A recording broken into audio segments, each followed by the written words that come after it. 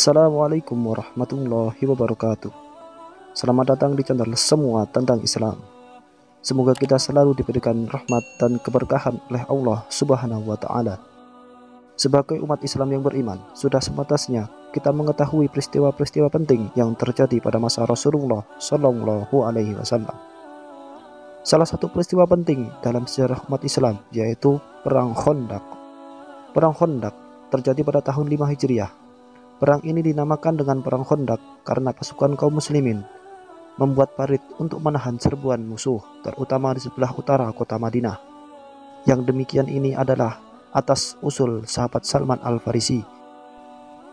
Perang Khandaq juga dikenal dengan Perang Ahzab atau koalisi, karena Yahudi Bani Nazir mengajak kaum kafir Quraisy untuk menyerang kaum muslimin, dan mereka pun menyetujuinya. Selanjutnya, sekelompok orang Yahudi tersebut mengajak kabilah Qatafan untuk bergabung, dan mereka pun menyetujuinya. Akhirnya terkumpullah jumlah kaum musyrikin dan kaum Yahudi sejumlah 10.000 orang. Kemudian mereka menuju Madinah untuk menyerang kaum muslimin.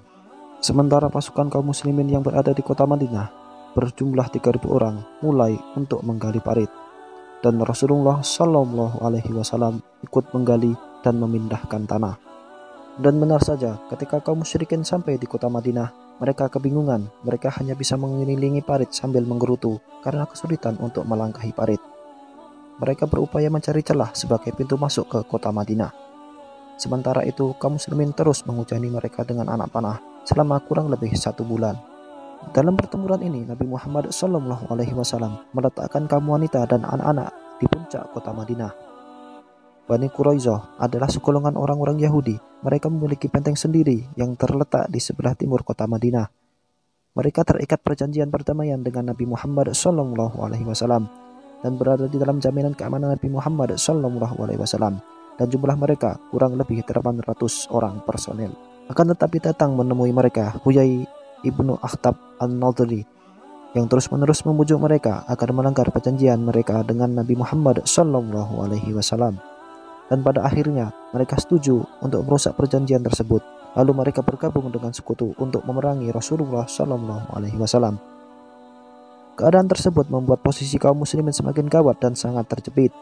Golongan yang bersekutu itu mengepung Nabi Muhammad SAW dan para sahabatnya selama kurang lebih 1 bulan.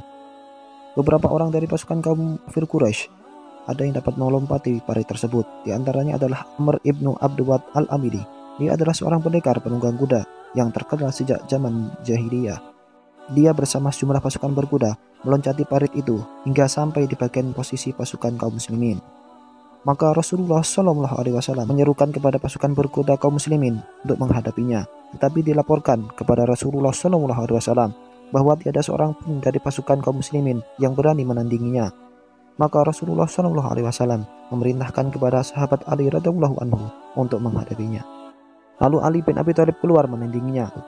Keduanya terlibat dalam pertempuran, dan pada akhirnya sahabat Ali radhiyallahu anhu berhasil membunuhnya. Peristiwa ini merupakan pertanda akan datangnya pertolongan dari Allah dan kemenangan. Kemudian Allah Subhanahu wa Ta'ala mengirimkan kepada pasukan persekutu angin yang kencang, kuat lagi dingin, sehingga tiada suatu kemah pun yang tersisa. Mereka tidak dapat menyalakan api dan tiada tempat bagi mereka, sehingga pada akhirnya mereka pulang dalam keadaan kecewa dan merugi. Baiklah sobat beriman, mungkin sampai di sini dulu perjumpaan kita. Semoga bermanfaat. Saya akhiri. Assalamualaikum warahmatullahi wabarakatuh.